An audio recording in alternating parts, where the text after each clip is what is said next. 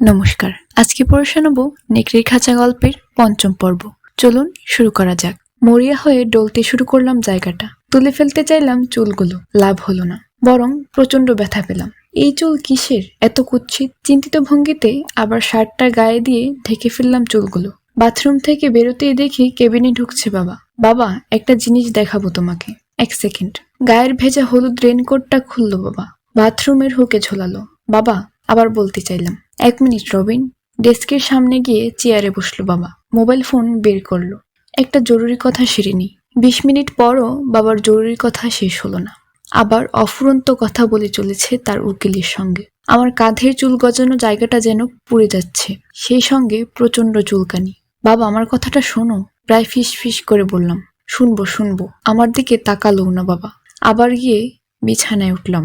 হামাগুড়ি দিয়ে গিয়ে বালিশে মাথা রেখে চিত হলাম। চাদরটা টেনে দিলাম গলার কাছে। তাকিয়ে আছি বাবার দিকে। টেলিফোনে কথা বলছে। দুনিয়ার আর কোনো দিকে খেয়াল নেই। এত খুশি বহুকাল দেখিনি তাকে। বাবার এই আনন্দটা নষ্ট করতে চাইলাম না। কাঁধের কথাটা বললেই দুশ্চিন্তায় পড়ে যাবে। থাক, বলবো না।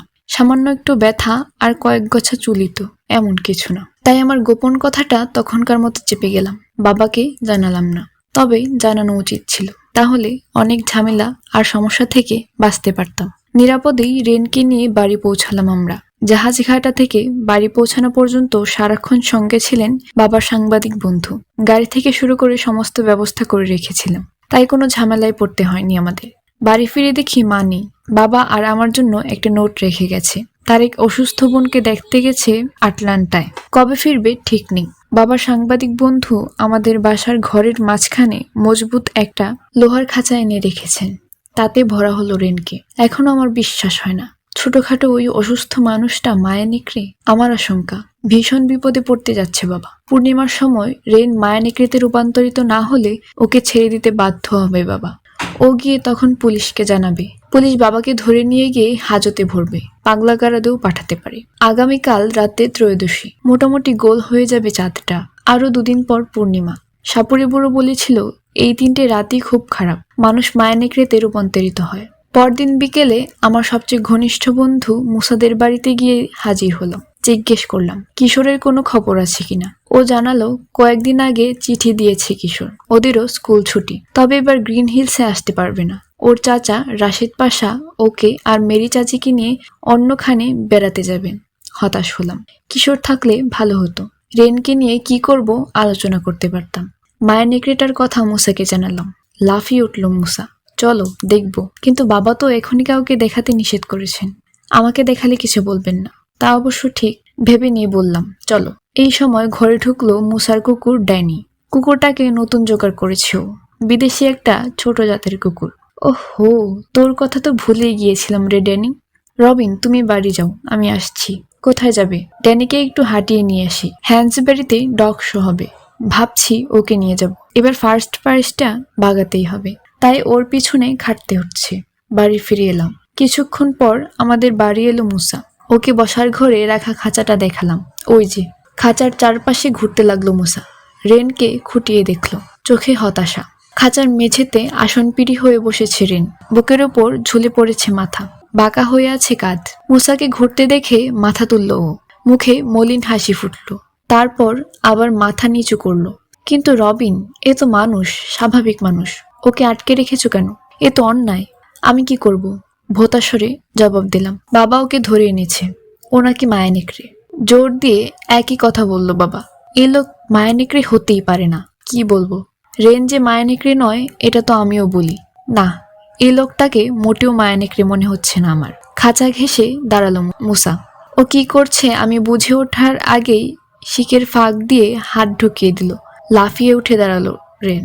মুসা, খাঁচার কাছ থেকে সরো, চেঁচিয়ে উঠলাম। ভয় নেই, চকলেট দিলাম। মুসা বলল, এমন ভাবে নিল যেন কতকাল খাবার পায় না। খেতে দাও না নাকি? নিশ্চয়ই, বিড়বিড় করলাম। সকালেও তো পেট ভরে খাইয়েছে ওকে বাবা। চকলেট নিয়ে মুসাকে ধন্যবাদ দিল রেন। মোড়ক খুলতে খুলতে বলল, আমার নাম হিউ গ্রিন।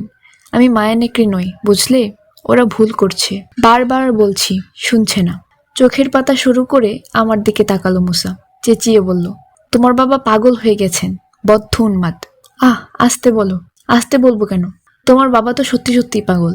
নেহায়েত তোমাকে কথা দিয়েছি, কাউকে বলবো না, নইলে এখনই গিয়ে পুলিশকে জানাতাম। আর একটা কথাও না বলে বেরিয়ে গেল মুসা। রেনের দিকে তাকালাম। আবার আসনপিড়ি হয়ে বসেছে খাঁচার কোণে। কামড় দিয়ে চকলেটের একটা কোণা ভেঙে মুখে পড়ল। খুবই করুণ অবস্থা ওর। ওর জন্য খারাপ লাগছে আমার। ভাবছি কিছু একটা করা দরকার। এভাবে আটকে রাখাটা ঠিক হচ্ছে না। কিন্তু কি করব, কি করতে পারি আমি? পরদিন কয়েকটা টুকিটাকি জিনিস কিনতে বাজারে গেলাম। বাজার সেরে আর বাড়ি ফিরতে ইচ্ছে করল না আমার, রেনের দিকে তাকানোর ভয়ে।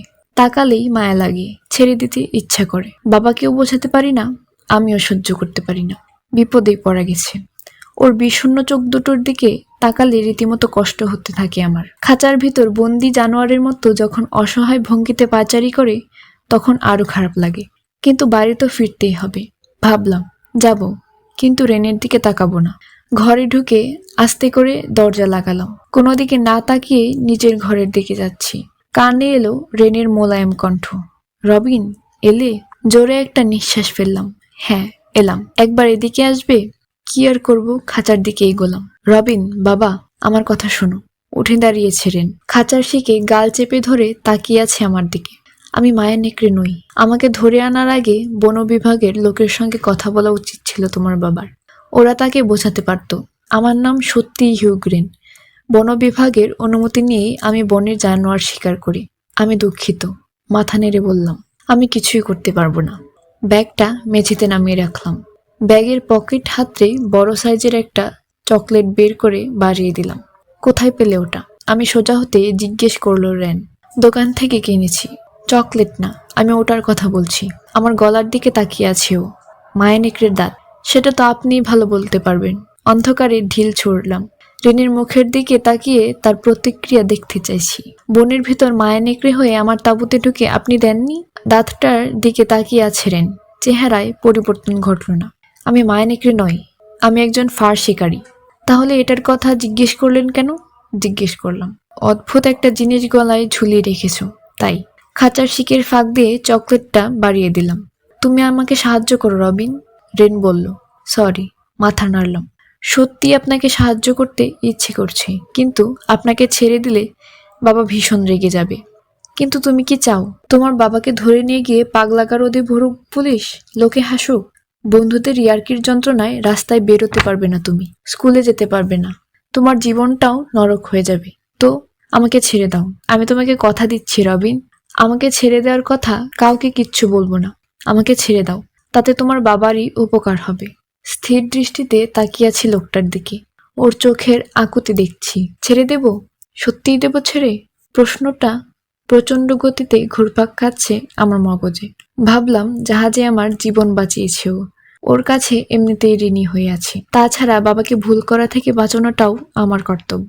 সিদ্ধান্ত নিয়ে ফেললাম, রেনকে ছেড়ে দেব। বাবা কোন ড্রয়ারে চাবি রাখে জানি। ড্রয়ার থেকে চাবিটা বের করলাম, খুলে দিলাম খাঁচার তালা। খাঁচা থেকে লাফ দিয়ে বেরিয়ে এলো Ren. Thank you Robin, thank you.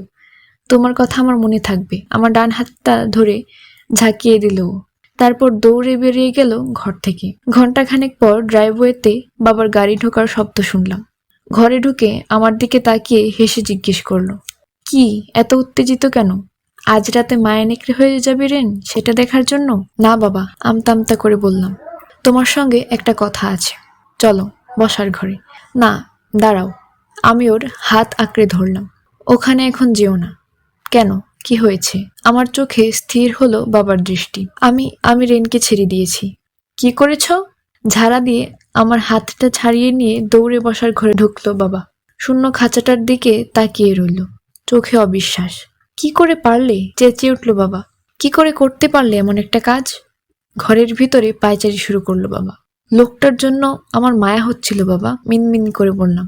তাছাড়া আমি তোমাকে ভয়ানক একটা ভুল করতে দিতে চাইনি। সবাই তোমাকে নিয়ে হাসাহাসি করতো বাবা। তুমি জানো তুমি কি করেছ? পায়চারি থামিয়ে আমার মুখোমুখি দাঁড়ালো বাবা। তুমি একটা মায়া নেকড়েকে ছেড়ে দিয়েছ। এত জোরে চেঁচিয়ে বলল বাবা, গলার দুই পাশে রগ ফুলে উঠল। আজ রাতে ওটা কি করবে জানো তুমি? মায়া নেকড়েতে পরিণত হবে। তারপর নিরীহ মানুষ মারা শুরু করবে। আর তার জন্য দায়ী হবে তুমি। কিন্তু বাবা, আর একটা শব্দও তোমার মুখ থেকে আমি শুনতে চাই না। চিৎকার করে বলল বাবা। তোমার মুখ দেখতে চাই না। তুমি এখন তোমার ঘরে যাও। নিজের ঘরে এসে বিছানায় ঝাঁপিয়ে পড়লাম। আমি জানি আমি ঠিক কাজ করেছি, নিজেকে বোঝালাম। কিন্তু বাবা কি আমাকে কোনোদিন ক্ষমা করবে? হ্যাঁ। বাবার চিৎকার কানে এলো। ফোনে তার সাংবাদিক বন্ধুর সঙ্গে কথা বলছে। তুমি ব্যবস্থা করো, দরকার হলে পুলিশের কাছে গিয়ে তাদের বুঝিয়ে বলো। সূর্য ডোবার আগেই ওটাকে ধরতে না পারলে মহাসর্বনাশ হয়ে যাবে। আবারও ভুল করতে যাচ্ছে বাবা। রেন মায়ানেকড়ে হতেই পারে না, কিন্তু হঠাৎ এরকম অসুস্থ বোধ করছি কেন? মাথা ব্যথা করছে, কেমন শূন্য লাগছে মাথার ভিতর। চোখ বুঝলাম। আবার যখন চোখ মেললাম দেখি বাইরে অন্ধকার হয়ে গেছে। বোধহয় ঘুমিয়ে পড়েছিলাম। বিছানায় উঠে বসলাম। বনবন করে ঘুরতে শুরু করলো যেন ঘরটা। কি হয়েছে আমার? পেট খালি বলেই বোধহয় এমন লাগছে, খেলেই ঠিক হয়ে যাবে ভাবলাম। বিছানা থেকে নামলাম। দেয়ালে লাগানো আয়নার দিকে চোখ পড়তেই চিৎকার করে উঠলাম। নাকের নিচে বড় বড় গোঁফ গজাতে শুরু করেছে আমার। হাতে পায়ে বড় বড় লোম। মানুষের মুখ মিলিয়ে গিয়ে সেখানে একটা জানোয়ারের মুখ দেখা দিচ্ছে। হাঁ করলাম। বড় বড় দাঁত বেরোচ্ছে মাড়ি থেকে। সর্বনাশ, মায়ানেকড়ে হয়ে যাচ্ছি আমি। গুঙিয়ে উঠলাম। জানালার দিকে দৌড় দিলাম। ঝাঁপ দিয়ে পড়লাম বাইরে। মাটিতে নামলাম 4 পায়ে ভর দিয়ে। হাতের জায়গায়ও 2টো পা গজিয়েছে আমার। মাটিতে পড়েই ছুটতে আরম্ভ করলাম। আমার পিছনের আঙিনা দিয়ে দৌড়ে চললাম। রাস্তায় বেরিয়ে এলাম। দৌড় দৌড়। আমার তপ্ত চামড়ায় আরামের পরশ বোলাচ্ছে ঠান্ডা বাতাস। চোখ মেললাম। চোখে রোদ পড়তেই ঝট করে বন্ধ করে ফেললাম আবার। আমি কোথায়? ক্লান্ত ভঙ্গিতে চারপাশে তাকালাম। আমার বেডরুমের মেঝেতে পড়িয়াছি কেন? বিছানা থেকে পড়ে গিয়েছিলাম? উঠে দাঁড়ালাম। হাত পা টান টান করলাম। বড় করে হাই তুললাম। এত ক্লান্তি, যেন সারা রাত ঘুমোইনি। ঘুমানোর জন্য অস্থির হয়ে উঠলাম, কিন্তু পারবো না। এখন বিছানায় গেলে রেগে যাবে বাবা। তাই হাই তুলতে তুলতে নাস্তা করার জন্য খাবার ঘরের দিকে চললাম। 1 গ্লাস কমলার রস, 2 টুকরো রুটি আর মাখন করে নিয়ে খেতে বসলাম। একটা তাকে রাখা ছোট টেলিভিশনটা চালু করা, বাবা রেখেছে। খেতে বসে বাবা টেলিভিশন দেখতে পছন্দ করে। কাল রাতে 2 মহিলা আর একজন পুরুষের ওপর ভয়ঙ্কর হামলা চালিয়েছে একটা অজানা প্রাণী। টেলিভিশনের খবরে বলল, আশঙ্কাজনক অবস্থায় 2 মহিলাকে হাসপাতালে পাঠানো হয়েছে। অজানা প্রাণীর ভয়ঙ্কর হামলা আমাদের এই ছোট্ট শহরে? ঘটনাটা কি? অবাক হয়ে ভাবলাম। টেলিভিশনের দিকে তাকিয়ে আছি। একজন ভদ্রমহিলা সব দেখেছেন। তিনি এখন আমাদের সঙ্গে আছেন। কি দেখেছেন আমাদের জানাবেন। ক্যামেরার চোখ ঘুরে গেল 27-28 বছর বয়সের এক মহিলার দিকে। একটা মায়ানেকড়ের মতো বুনো জানোয়ার। বলতে গিয়ে গলা কাঁপছে মহিলার। জীবনে এরকম জানোয়ার দেখিনি। ভয়ানক ভয়ানক। মায়ানেকড়ের মতো দেখতে। গঙিয়ে উঠলাম। চিবানো বন্ধ করে তাকিয়ে আছি টেলিভিশনের দিকে। তৃতীয় লোকটির কি হলো বলুন প্লিজ। চিৎকার করে উঠলাম। বলুন বলুন, ও কি মারা গেছে? তৃতীয় লোকটি। দম আটকে ফেললাম। কয়েকটা আঁচ লেগেছে। জরুরি বিভাগে চিকিৎসা করে ছেড়ে দেওয়া হয়েছে তাকে। ফোঁস করে বের করে দিলাম ফুসফুসে আটকানো দমটা। স্বস্তির নিঃশ্বাস। কয়েকটা কুকুরকেও আক্রমণ করেছে ভয়ানক প্রাণীটা, রিপোর্টার বলছে। ছোট একটা বিদেশি কুকুরকে খেয়ে ফেলেছে। খোদা, এই কি করলাম আমি? একা একাই চেঁচিয়ে বললাম, সব আমার দোষ। মায়ানেকড়েটাকে ছেড়ে দিয়েছি আমি। রেন আমাকে মিথ্যে কথা বলেছে। টেলিভিশন বন্ধ করে দিলাম। আর শুনতে চাই না। রেন সত্যি একটা মায়ানেকড়ে। ঘুমিয়ে উঠে বিড়বিড় করলাম, বাবার কথাই ঠিক। তার কথায় সন্দেহ করা উচিত হয়নি আমার। পেটের ভেতর পাক দিয়ে উঠল। সারা শরীর কাঁপতে লাগলো। বাবা আমাকে কোনোদিন ক্ষমা করবে না। সারা দুনিয়া আমাকে ক্ষমা করবে না। টলতে টলতে নিজের ঘরে ঢুকে দরজা লাগিয়ে দিলাম। চিরকাল এখানে লুকিয়ে থাকতে ইচ্ছে করছে। মেঝেতে চোখ পড়ল। আমার কিছু কাপড় চোপড় ছড়িয়ে পড়ে আছে। এখানে কেন? সরিয়ে রাখার জন্য তুলে নিলাম। ভালো করে তাকাতেই অস্ফুট চিৎকার আপনা আপনি বেরিয়ে গেল। আমার একটা শার্ট আর প্যান্ট, গতকাল যেগুলো পরেছিলাম, ছিঁড়ে ফালা ফালা, রক্তের দাগ লাগা। আমার কাপড় রক্ত কেন? কি করেছি? গায়ে তো কোথাও জখমও নেই। চোখ বুজে মনে করার চেষ্টা করলাম। গত রাতে কোথায় ছিলাম, কি করেছি। মনে পড়ল, শরীর খারাপ লাগছিল। তারপর ঘুমিয়ে পড়েছিলাম। হঠাৎ সব কথা মনে পড়ে গেল আমার। আয়নার দিকে তাকিয়েছিলাম। তাতে একটা রোমশ প্রাণীকে আমার দিকে তাকিয়ে থাকতে দেখেছি। জানালা দিয়ে বাইরে লাফিয়ে পড়েছিলাম। ঝট করে চোখ চলে গেল জানালার দিকে। হ্যাঁ, এখনো খোলা। সব মনে পড়েছে। মায়া নেকড়ে হয়ে গিয়েছিলাম। 4 পায়ে ছুটছিলাম। মায়া নেকড়ে হয়ে গিয়েছিলাম। পা কাঁপতে আরম্ভ করেছে আমার। কাল রাতে আমি হামলা চালিয়েছি ওই মানুষ আর কুকুরগুলোর ওপর। বিছানায় বসে ভাবতে লাগলাম। কাঁধে মায়া নেকড়ের কামড় খেয়ে আমিও মায়া নেকড়ে হয়ে গেছি। হতাশ ভঙ্গিতে জোরে জোরে মাথা নাড়তে লাগলাম। এই কারণে আমাকে দাঁতটা দিয়েছিল, বুঝতে পারছি এখন। স্বজাতি হিসেবে আমাকে ক্ষমতাবান করেছিল। বনের ভিতর আমাকে বিপদ আপদ থেকে রক্ষা করতে চেয়েছিল, যেহেতু আমি ছোট। পেটের ভিতর খামচে ধরা অনুভূতি হচ্ছে। গত রাতে ওই ভয়ানক কাণ্ডগুলো আমি ঘটিয়েছি, রেন নয়। তার মানে আমাকে ফাঁকি দিয়ে বেরোয়নি, মিথ্যে কথাও বলেনি। উঠে গিয়ে আয়নার সামনে দাঁড়ালাম। এখন আর লোম নেই মুখে, ডোরাকাটা দাগও নেই, থাবা নেই। হা করলাম, সদন্ত নেই। স্বস্তির নিঃশ্বাস ফেললাম। তারপরেই মনে পড়ল চাঁদের কথা। আজকে পূর্ণিমার আগের দিন। আজও চাঁদ উঠবে, গোল চাঁদ। আর চাঁদ উঠলেই মায়া নেকড়েতে পরিণত হব। এখন আমি কি করব? কেউ যদি আমাকে বাঁচাতো, আমাকে সাহায্য করতো, ঘরে বন্দি করে রাখতো আমাকে, যাতে আমি বেরোতে না পারি। আর কাউকে জখম করতে চাইনি আমি। বাবা, বাবা! বেডরুম থেকে ছুটে বেরোলাম। বসার ঘরে ঢুকলাম। বাবা, আমি মায়া নেকড়ে, রেন নয়। কিন্তু বসার ঘরে বাবা নেই। বাবা, কোথায় তুমি? জবাব এলো না। ছোট টেবিলে এক টুকরো কাগজ দেখলাম, ফ্লাওয়ার ভাস চাপা দেওয়া। এগিয়ে গিয়ে ভাস সরিয়ে কাগজটা তুলে নিলাম। বাবা লিখে রেখে গেছে, রবিন, গতরাতে মায়া নেকড়েটা হামলা চালিয়েছে। থানায় যাচ্ছি পুলিশের সঙ্গে কথা বলতে। কখন ফিরবো জানি না। স্কুল থেকে সোজা বাড়ি ফিরবে। রাতে শক্ত করে দরজা জানালা আটকে রাখবে। কোনো কারণেই বেরোবে না। বাবা। এখন আমি কি করব? ঘুমিয়ে উঠলাম। নিজের বেডরুমে নিজেকে আটকে রাখা ছাড়া আর কোনো উপায় দেখলাম না। এমন ব্যবস্থা করতে হবে যাতে বেরোতে না পারি। আর বেরোতে না পারলে কাউকে জখম করতে পারবো না। স্কুলে আজ যাব না। রাতের জন্য তৈরি হতে হবে, তাতে সময় লাগবে। তাড়াতাড়ি কাপড় বদলে বাড়ি থেকে বেরোলাম। বাজারের একটা হার্ডওয়্যারের দোকান থেকে বেশ বড় বড় পেরেক, মোটা দড়ি আর কাঠের দোকান থেকে শক্ত তক্তা কিনলাম। দোকানদাররা আমাকে চেনে। এসব দিয়ে কি হবে জিজ্ঞেস করলো। বললাম, বাবা নিতে বলেছে। কি করবে জানি না। জিনিসগুলো নিয়ে রিক্সা করে বাড়ি ফিরলাম। দেরি না করে কাজে লাগলাম। প্রথমে জানালার পাল্লাগুলো পেরেক গেঁথে এমনভাবে বন্ধ করলাম যাতে টানাটানিতে না খোলে। শেষ পেরেকটাতে হাতুড়ির শেষ বাড়িটা দিয়েছি। এমন সময় টেলিফোন বাজলো। ধরলাম। মূসা করেছে। রবিন! আমি বিশ্বাস করতে পারছি না, ছোট্ট এই মানুষটা মায়া নেকড়েতে পরিণত হয়েছে। সত্যি কথাটা মূসাকে বলতে গিয়েও বলতে পারলাম না আমি মায়া নেকড়ে। ওই দানবটা বেরোলো কিভাবে? মূসা জানতে চাইল। আমি ছেড়ে দিয়েছিলাম। তুমি ছেড়ে দিয়েছিলে? চেঁচিয়ে উঠল মূসা। পাগল হয়ে গিয়েছিলে নাকি? কেন পাগল হব কেন? আমিও চেঁচিয়ে উঠলাম। তুমিই তো বলেছিলে রেন মায়া নেকড়ে হতে পারে না। আমার বাবা পাগলামি করছে। রেনকে ছেড়ে দিতে চাপাচাপি করেছিলে। কিন্তু সেটা তো কুকুরটাকে খাওয়ার আগে, মূসা বলল। আমার ড্যানিকে খাওয়ার আগে। মোলায়েম গোঙানি বেরোলো আমার মুখ থেকে। গত রাতে আমি ড্যানিকে খেয়ে ফেলেছি? আমার বন্ধুর কুকুরটাকে খেয়ে ফেলেছি? মূসা, এখন রাখি, আমার শরীর ভালো নেই, শুতে যাচ্ছি। ওকে আর কিছু বলার সুযোগ না দিয়ে রিসিভার রেখে দিলাম।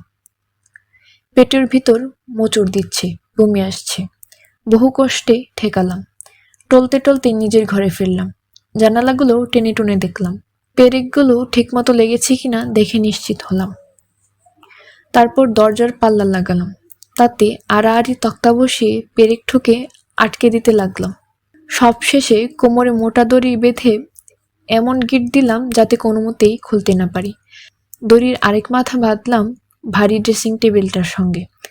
টান দিয়ে দেখলাম, না, খুব শক্ত হয়েছে। আজ রাতে আর বেরোতে পারবো না। এই দড়ি আর পেরেক আমাকে আটকে রাখবে। বিছানায় বসে জানালা দিয়ে বাইরে তাকিয়ে অপেক্ষা করছি।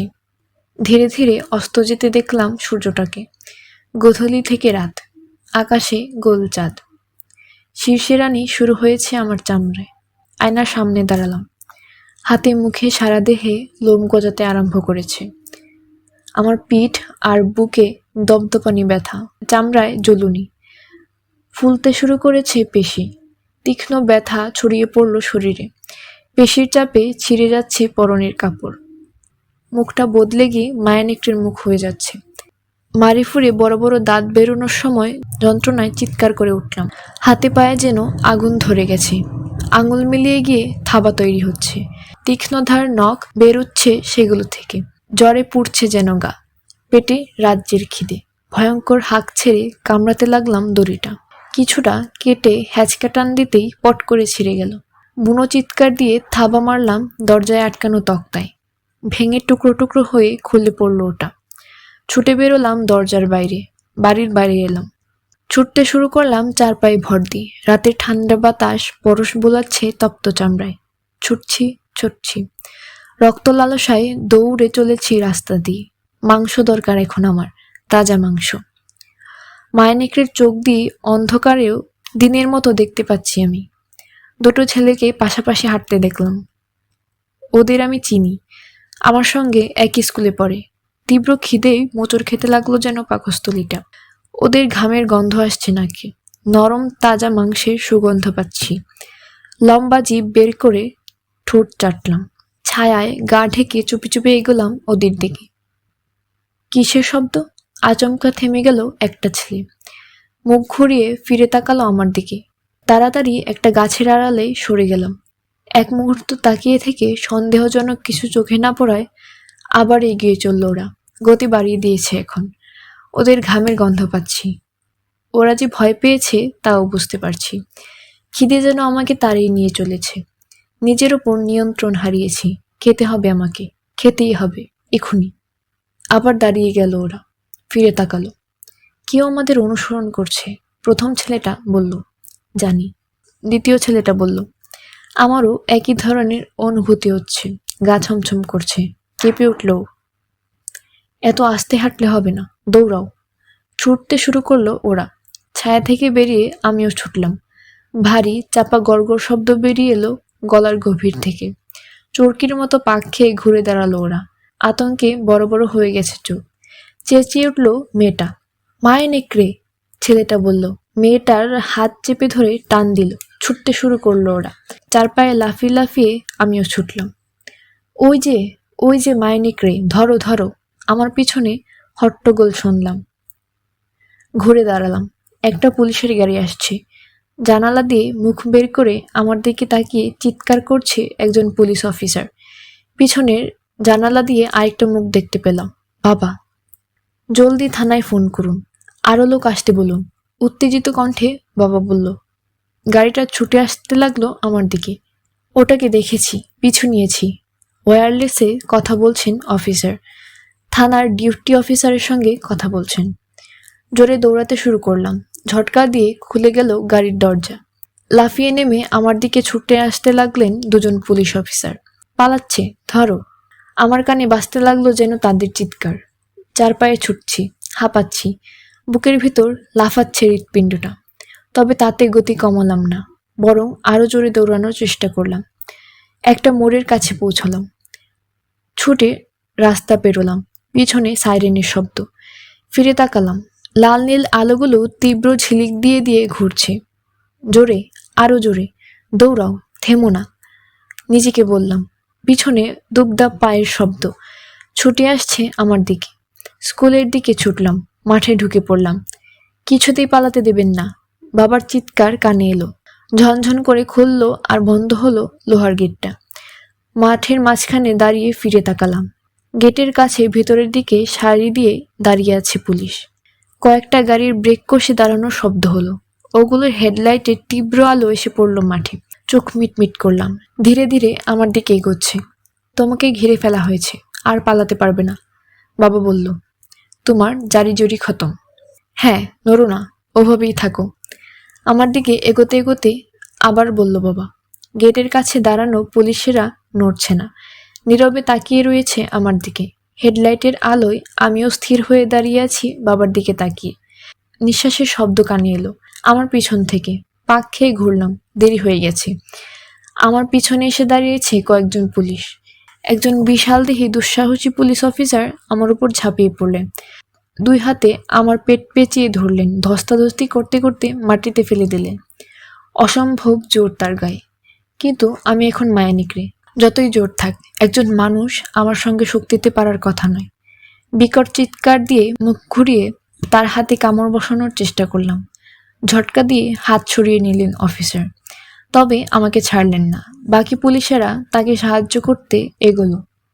সবার হাতে বড় বড় লাঠি। আমাকে বাড়ি মারার জন্য উঁচু করে ধরল। মরিয়া হয়ে ডানে বায়ে তাকালাম, কোনো পথ নেই। চারপাশ থেকে ঘিরে ফেলা হয়েছে আমাকে। একটাই উপায়, গায়ের লোকটাকে সরিয়ে ফেলে কাঁটাতারে বেড়া ডেঙিয়ে পালানো। প্রচণ্ড গর্জন করে উঠে ঝাড়া মারলাম।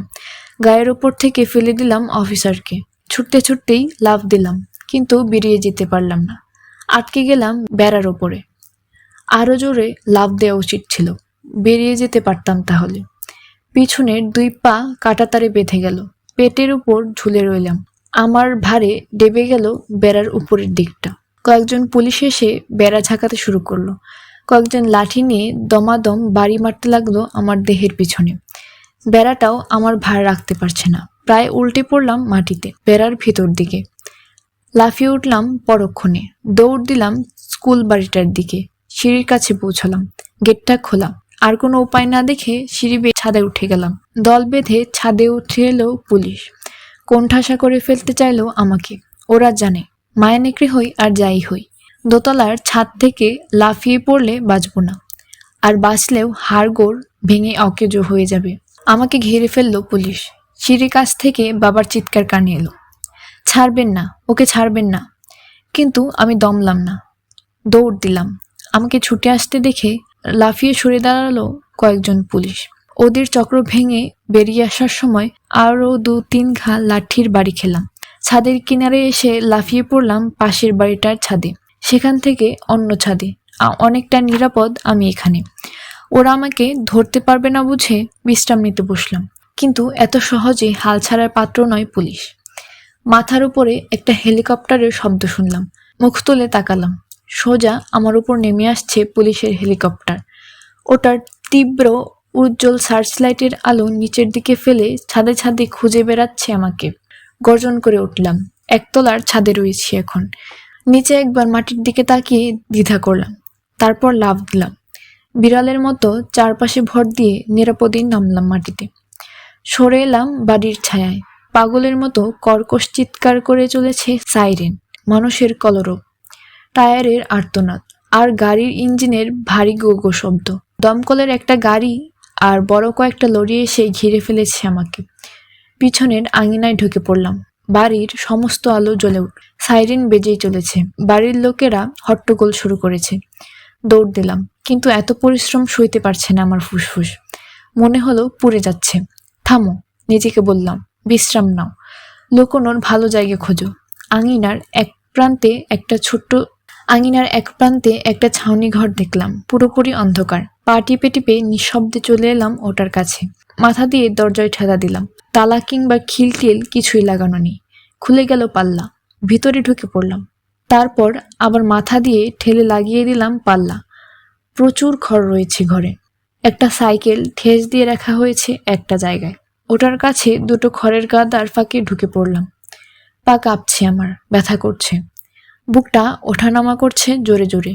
লম্বা দম নিয়ে শান্ত করতে চাইলাম ফুসফুসটাকে। ধীরে ধীরে কমে আসছে আমার হৃৎপিণ্ডের লাফানি। সব ঠিক হয়ে যাবে, নিজেকে বোঝালাম।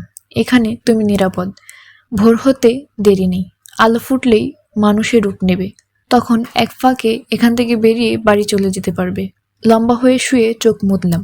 আর ঠিক তো ঝটকা দিয়ে খুলে বেড়ার গায়ে দরাম করে বাড়ি খেলো দরজার পাল্লা। বড় টর্চের তীব্র আলো চোখ ধাঁধিয়ে দিল আমার। এই যে এখানে, চিৎকার করলেন একজন অফিসার। ঘরের বাইরে দাঁড়ানো ঊর্ধ্বতন অফিসারের উদ্দেশ্যে চেঁচিয়ে বললেন, স্যার, এই যে এখানেও। লাফিয়ে উঠে দাঁড়ালাম। দ্রুত একবার সারা ঘরে ঘুরে বেড়ালো আমার দৃষ্টি। একটা জানালা নেই, একটা ছাড়া আর কোনো দরজাও নেই। বেরিয়ে যাওয়ার কোনো রাস্তা দেখলাম না। দরজার দিক থেকে চোখ ফিরিয়ে বিকট চিৎকার দিয়ে ভয় দেখানোর চেষ্টা করলাম অফিসারকে, এবং ভুলটা করলাম। কোমরের খাপ থেকে পিস্তল খুলে আমার দিকে তাক করলেন অফিসার। স্যার জলদি আসুন, একা আটকাতে পারবো না, আবার পালাবে। পা বাড়ালাম। থামো। আমার দিকে তাকিয়ে ধমক দিলেন অফিসার। দাঁড়াও ওখানে, নইলে গুলি করব। পিস্তলের ট্রিগারে চেপে বসতে শুরু করলো তার আঙুল।